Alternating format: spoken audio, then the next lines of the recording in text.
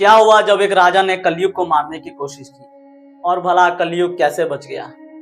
तो नमस्कार दोस्तों, मानस पथ के इस नए वीडियो में हम आपको बताएंगे कि पृथ्वी पर कलयुग की शुरुआत कैसे हुई थी। कहते हैं कि पृथ्वी 4 युगों में बटा है, सतयुग, त्रेता युग, द्वापर युग, कलयुग, और अभी समय चल रहा है कलयुग का। कहते हैं कि कलयुग की कुल आयु 4,32,000 वर्षों की है, जिसमें से लगभग 5120 वर्ष पूरे हो चुके हैं। और कहते हैं कि कलयुग की शुरुआत ऐसे हुई कि जब महाभारत युद्ध की समाप्ति हो चुकी थी, तब भगवान श्री कृष्ण ने अपने देह को त्याग दिया था। उसके बाद पांचों पांडवों ने ये निश्चय किया कि वो द्रौपदी के साथ हिमालय को चले जाएंगे, और उन्होंने राज्य का जो जिम्मेवारी था वो उन्होंने अर्जुन के पौत्र व अभिमन्यु के पुत्र परीक्षित के हाथों दे दिया, और परीक्षित को राजा बनाकर वे सभी वहां से हिमालय की ओर चल दिए। और ऐसा कहा जाता है कि राजा परीक्षित के राज्य में बहुत ही धर्म की स्थापना थी। सब लोग सही मार्ग पे चल रहे थे, सब लोग सच्चाई के साथ चल रहे थे, सब लोग निष्ठा के साथ चल रहे थे। और एक बात तो ये भी कही जाती है कि उस समय जो भी काल कोठरी था वो खाली हो चुके थे, उसमें जंग लग चुकी थी, क्योंकि कोई भी अनैतिक कार्य नहीं कर रहा था। किंतु एक बार कुछ ऐसा होता है कि जब राजा भ्रमण करने निकलते, राजा परीक्षित, तो उन्होंने देखा कि एक गाय और एक बैल आपस में बातें कर रहे हैं। गाय जो कि पृथ्वी की प्रतीक थी, बैल जो कि धर्म की प्रतीक थी। धर्म ने पृथ्वी से पूछा कि आप इतनी सैड, इतनी उदास क्यों लग रही है।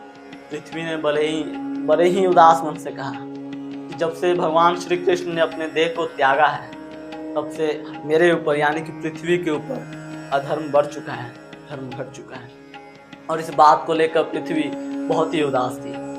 किंतु राजा ने देखा कि जो धर्म की प्रतीक यानी कि बैल है, उसके 4 पैर कटे हुए हैं। 4 पैर सत्य का प्रतीक, 1 पैर, दूसरा पैर दया का प्रतीक, तीसरा तपस्या और चौथा स्वच्छता, जिसमें से सिर्फ 1 पैर यानी कि सत्य का प्रतीक बचा हुआ है। और कहते हैं कि जिस दिन वो पैर भी, वो स्तंभ भी गया, उसमें कलयुग की समाप्ति हो जाएगी। ये देखकर राजा को बहुत ही दुख हुआ। राजा परीक्षित बहुत दुखी हुए। किंतु उसी पल उन्होंने कुछ ऐसा देखा जिन्होंने उनके मन को झकझोर दिया, और वो बहुत ही क्रोधित हो गए। उन्होंने देखा कि एक व्यक्ति जिसके हाथ में डंडा है, वो उस बैल के पास भाग रहा है उसे मारने के लिए। ये देखकर राजा परीक्षित को बहुत ही क्रोध आया। उन्होंने अपनी तलवार निकाल ली उसे मारने के लिए। वो व्यक्ति कोई और नहीं, वो कली था, कलयुग। उन्होंने कलयुग को मारने के लिए जैसे ही तलवार निकाली, कलयुग को अपने भूल की, मैं ये तो नहीं कहूँगा कि भूल की उसे रियलाइजेशन हुआ, किंतु उसे डर लगा। वो राजा परीक्षित के चरणों में गिर पड़ा। उसने कहा कि हे राजन, मुझे क्षमा करो, मुझे भी तो यहाँ रहने का अधिकार है। ये सुनकर, उसकी क्षमा याचना को सुनकर राजा परीक्षित का गुस्सा थोड़ा सा शांत हुआ, और उन्होंने कहा कि ठीक है, मैं तुम्हें रहने की इजाजत दे सकता हूँ, मगर तुम मेरे राज्य में नहीं रह सकते। उन्होंने 3-4 जगह सीमित कर दिए कली के रहने के लिए, यानी कि कलयुग के रहने के लिए, जहाँ पे लोग जुआ खेल रहे हो, जहाँ पे लोग अनैतिक संबंध बना रहे हो, जहाँ पे लोग हिंसा कर रहे हो, या जहाँ पे लोग शराब पी रहे हो, मदिरा पी रहे हो। किंतु कलयुग को इससे संतुष्टि नहीं थी। उसने कहा कि मुझे एक और जगह चाहिए। उसके बाद राजन ने यानी कि राजा परीक्षित ने उसे स्वर्ण यानी कि सोने में रहने की इजाजत दी। और कहते हैं कि उस समय तो कलयुग वहां से चला गया था, किंतु बाद में मौका देखकर जो राजा परीक्षित का सोना का मुकुट था, कलयुग उसमें विराजमान हो गया।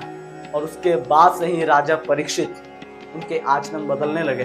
वे धीरे धीरे अधर्म मार्ग की ओर चलने लगे, और उनके साथ साथ जो भी लोग रहते थे वो भी अधर्म मार्ग पे चलने लगे। और तब से शुरू हुई पृथ्वी पर कलयुग की कहानी। ऐसे ही और कहानी के लिए, ऐसे ही और इंफॉर्मेटिव वीडियोस के लिए मानस पथ को फॉलो और सब्सक्राइब करना ना भूलें।